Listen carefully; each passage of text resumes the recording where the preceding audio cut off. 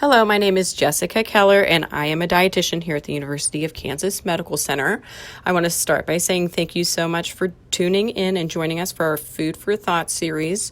I hope you were able to tune in and hear Dr. Matthew Taylor talk about nutrition and Alzheimer's disease last week. Today we'll be talking about, can a high-fat versus heart-healthy meal look and taste the same? We'll just dive right in. So why are we here? We love to cook. I love food. We're dietitians. I think everyone likes to eat. But we're also interested in the impact of nutrition on the symptoms associated with Alzheimer's disease. So we know that there's a connection. We know that when we get these symptoms of dementia and diseases like Alzheimer's disease, that our brain isn't getting something that it needs, and that is the fuel that keeps it going.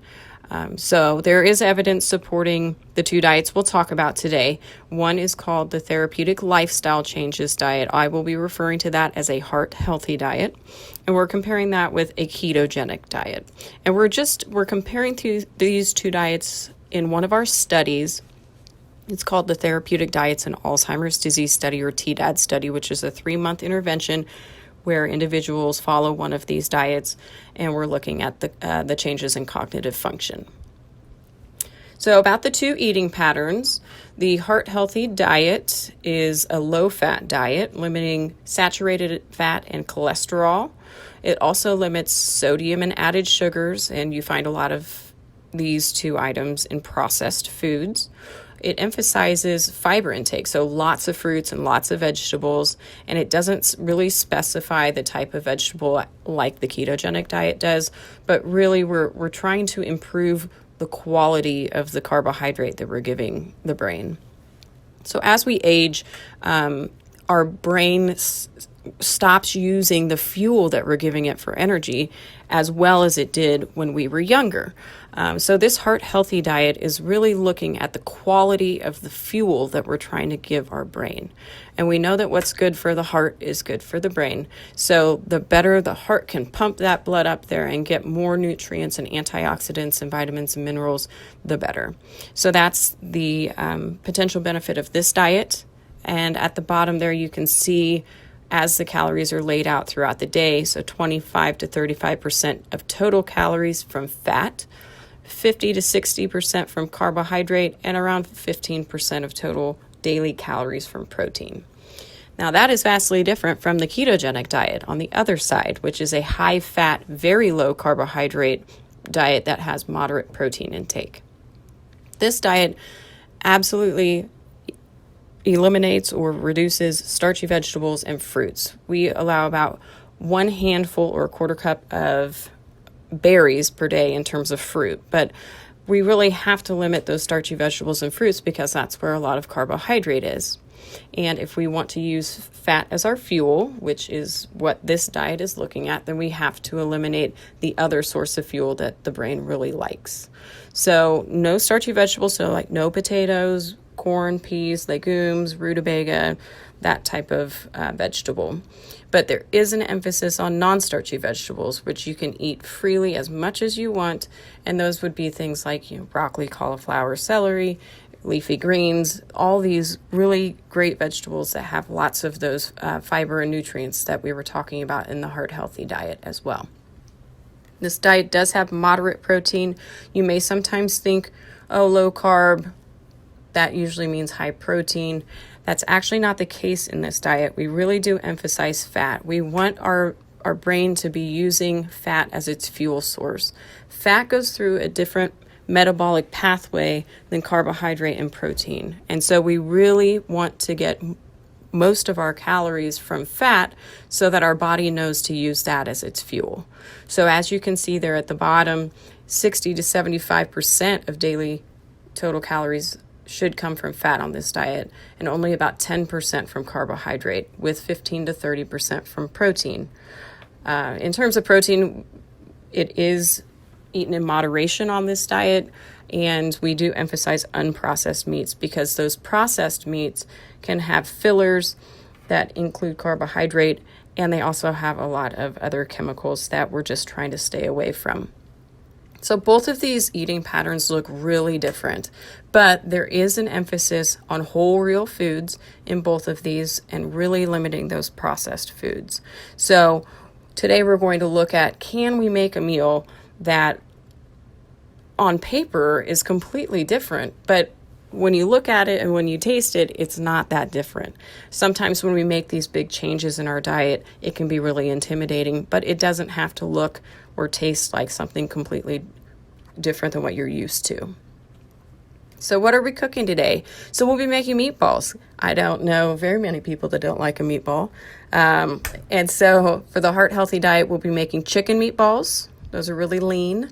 For the ketogenic diet, we'll be making beef and flax meatballs.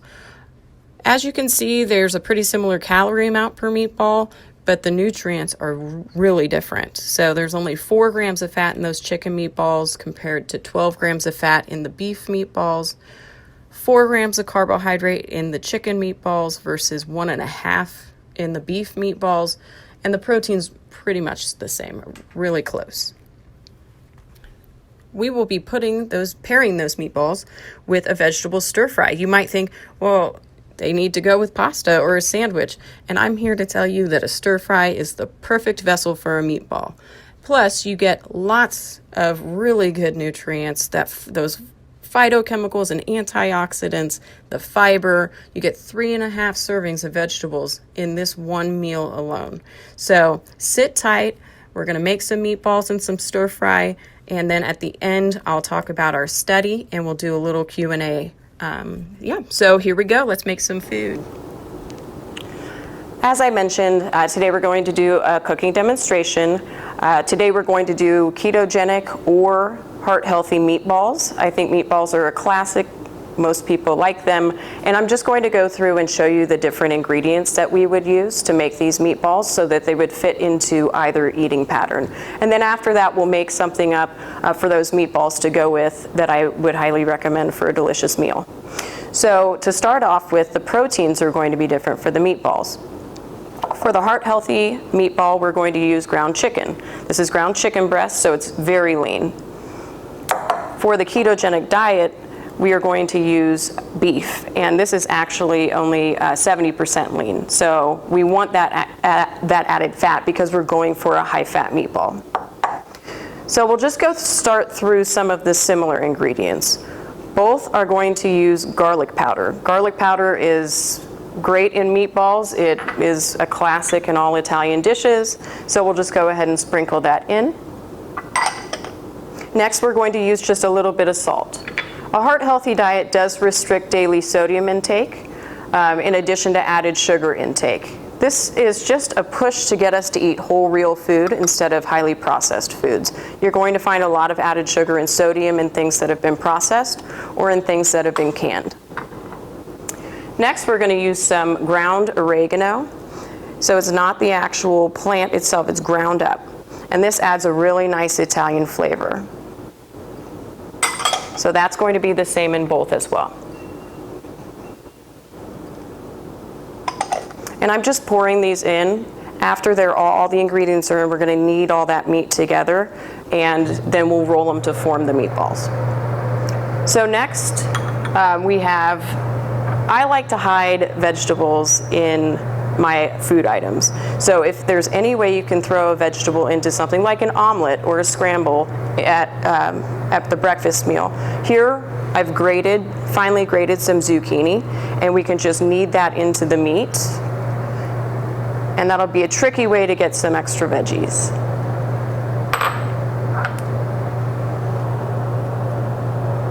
And I just use a cheese grater to do that. So just cut the end off a zucchini and then grate down the large side of the grater. The next similar item we're going to use is just a little bit of minced onion. And that is, again, the same in both meatballs. Here's where we're going to change things up a bit. So in a meatball, we need egg. Egg really binds things together. So for the lean, heart-healthy meatballs, we're actually going to use 2 eggs. There's not a lot of fat in chicken, and so we're going to need that extra oomph to get it to stick together. In the ketogenic diet meatball, we're going to use 1 egg.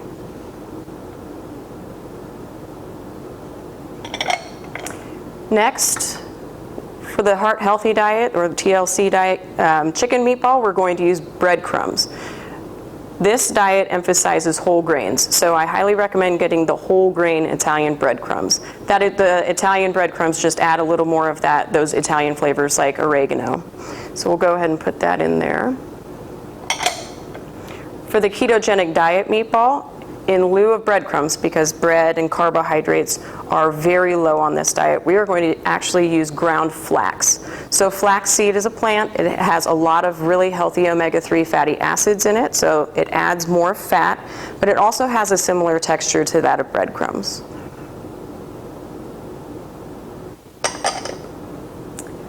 Next, for the ketogenic diet, we're going to use whole fat grated Parmesan cheese. The only difference between these two meatballs is we're going to use reduced fat and reduced sodium Parmesan cheese in the heart healthy.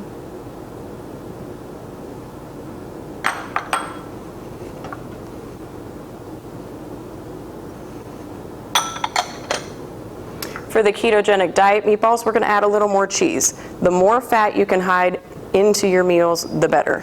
And so we're just going to add a little bit of mozzarella. And then lastly, for the heart-healthy chicken meatballs, we're going to add a little bit of fat-free cream. So anything that you're trying to get on this diet that is processed or anything, you're going to want to get a reduced fat, reduced sodium, or low fat, something like that. So I know they sound very different. One is low fat, one is high fat, but we know that these work in different ways. So when you have dietary carbohydrate in the presence of fat, we tend to store the fat and not use it for our fuel. But when we have a low-fat diet with lots of really high-quality carbohydrates like whole grains, we're going to use that glucose more effectively. So this is the start to our meatballs. So next what I'm going to do is throw some gloves on. I'm going to knead that up, and then I'm going to roll them into about 1-inch meatballs. I'll throw them in the oven on 425 for about 20 to 25 minutes, turning every now and then, or until they're browned on the outside. So we're going to start with the chicken meatballs. So like I said, it's really just nice and easy, just mix together all the ingredients. Obviously we want to get everything spread out evenly throughout the meatball. Don't hide those zucchini in just one person's meatballs. I like to wear gloves when I do this. It just helps keep things not as goopy. Obviously change those gloves in between making different types of food. Some people like to use a little cookie dough scoop or an ice cream scoop to get these into the form that they want. I just use my hands. It's totally up to you.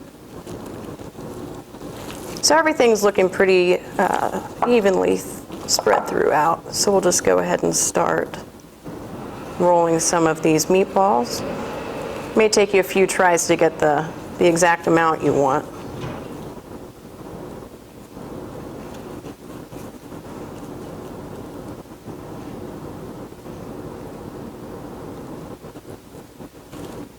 And you shouldn't need to grease the pan at all. But definitely check throughout to make sure that they aren't burning or anything.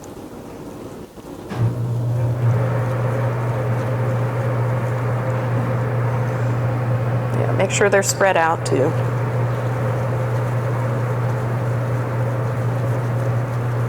Next we'll move on to the keto meatballs. So next we're on to the ketogenic diet meatballs. Same process as the chicken meatballs, just dive right in, knead everything till it's all even throughout.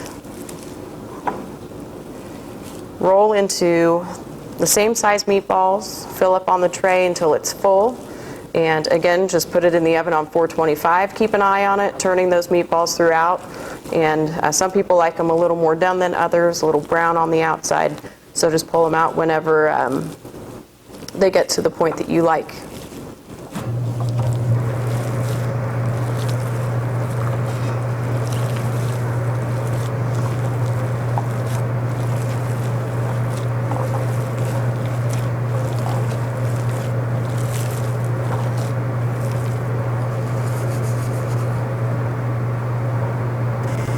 So now that we've made our meatballs, the protein of our dish, we're going to shift over to what we're going to eat with the meatballs. Most people would say, well, pasta, duh. Well, you don't always have to eat meatballs with pasta. They're quite delicious with a really nice stir fry of vegetables. And this stir fry works well for both of the heart-healthy and ketogenic eating patterns. You could use a whole grain pasta in the heart-healthy TLC diet, but for the ketogenic diet, you would have to use something like zucchini noodles, nothing that has any sort of carbohydrate. So we'll get started. We've got the pan warmed up, and we're just going to use a little bit of olive oil. It's 1 tablespoon of olive oil. Then we're going to use a cup of chopped broccoli.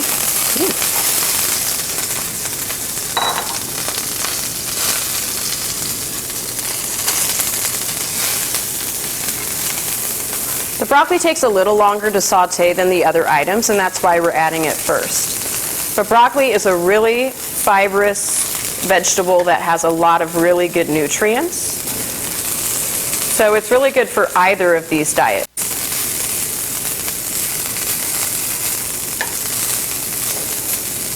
So now that we have the broccoli going for a little while, we're going to add some red bell pepper.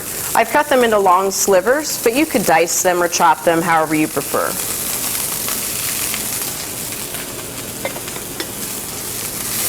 Anything that has a bright color like red or orange or yellow has a lot of really good phytonutrients as well, called carotenoids. These are they're antioxidants, so they're good for all sorts of disease states, not just Alzheimer's. These are just altogether healthy vegetables. I also like that they add a little bit of sweetness, but also a little bit of bite. They have a really nice flavor. So as these start to cook down, I'm going to add a tablespoon of diced onion and garlic. I add those a little later just so they don't brown too much, because we have a lot of veggies going into this stir fry.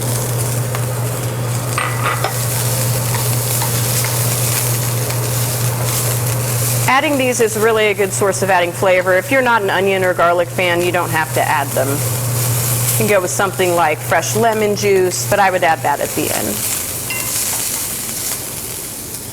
I'm also going to add a cup of sliced white mushrooms. Any type of mushroom will work, but again, these are all low-carb vegetables, non-starchy vegetables. And as you can see, this is becoming quite a bit of food. So this is going to fill you up just as much as a pasta dish would. But it's going to give you a lot more nutrients, of course. And you can see that broccoli is getting nice and green.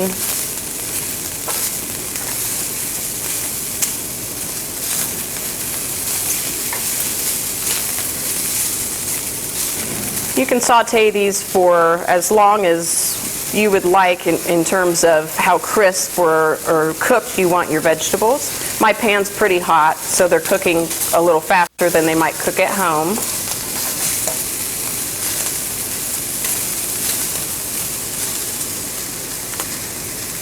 Lastly, I'm going to add a cup and a half of spinach. This spinach is going to wilt pretty quickly, so we'll go ahead and add it on top.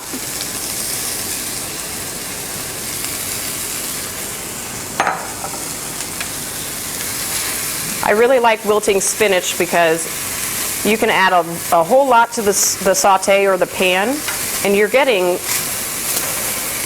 1 or 2 servings of vegetables every time you wilt this spinach into something like a scramble or a stir fry. But it does cook down, so you don't feel like you're eating a whole lot of one thing.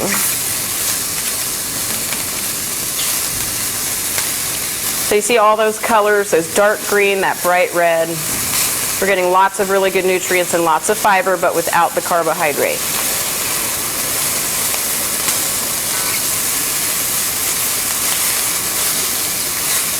So as that spinach wilts down, I'm going to go ahead and turn this off.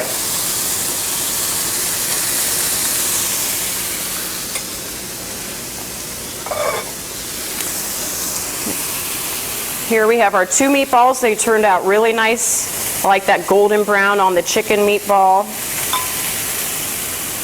You can see the zucchini peeking out of that beef meatball as well.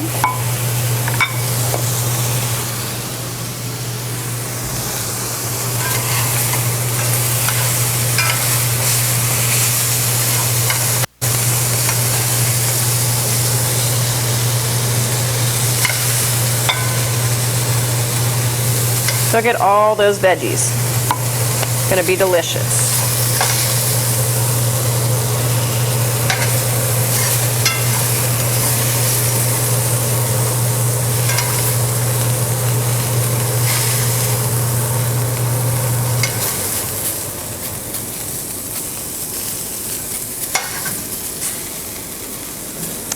One last thing we're going to do for the ketogenic diet, stir fry. I've taken a tablespoon of butter and melted it down, and we're just going to pour that over the top. This is something you can do on all your vegetables, all your meals. Just add that 1 tablespoon of butter, and you add quite a bit of fat, and that will lift you up into the fat range that you want to be in to burn that fat through ketosis for your brain. So as you can see here, the dishes look incredibly similar. Now we're going to have someone give us their opinion and see if they taste similar. So come on up.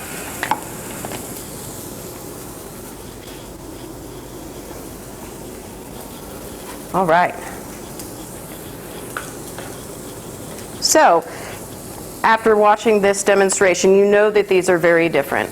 You know that they fit into 2 completely different eating patterns. So I'm going to give you this fork and let me know what you think. Let me know if you can tell that one is low fat and one is high fat. All right, let me taste the chicken first.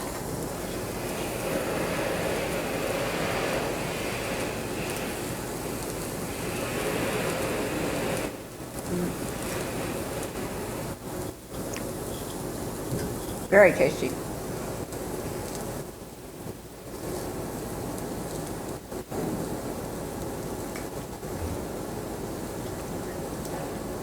And now the beef.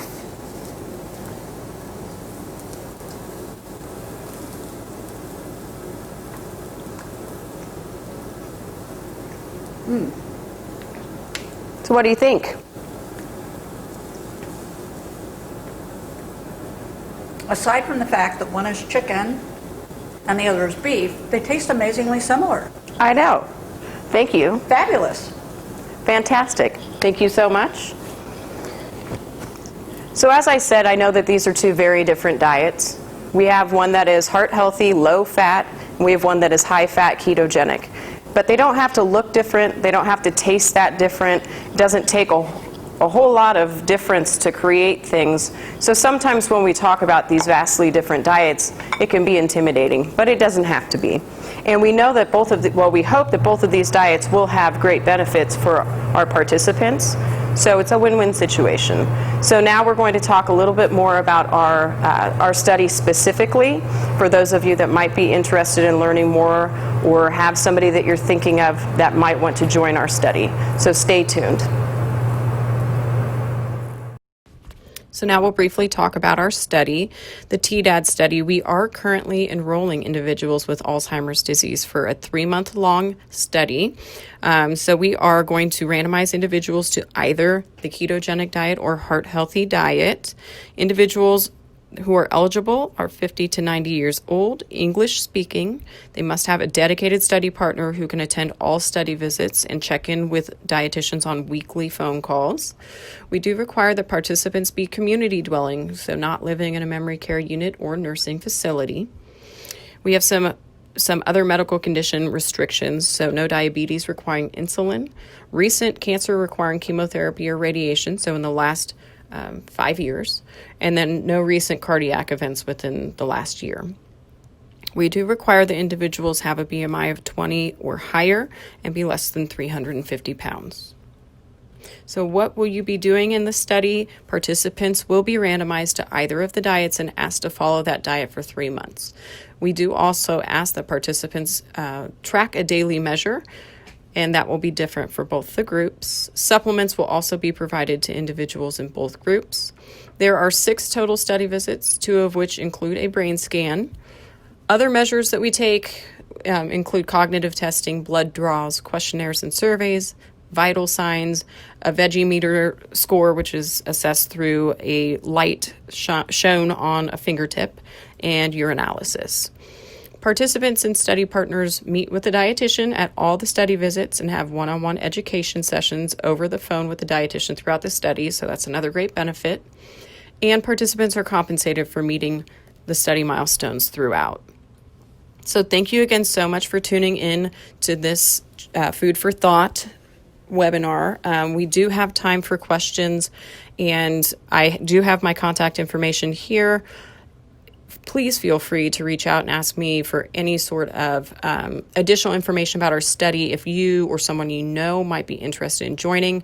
I can also send you digital copies of our recipes that we use today, so feel free to contact me, and my email and phone number are listed here on this slide. So let's just dive right into some questions.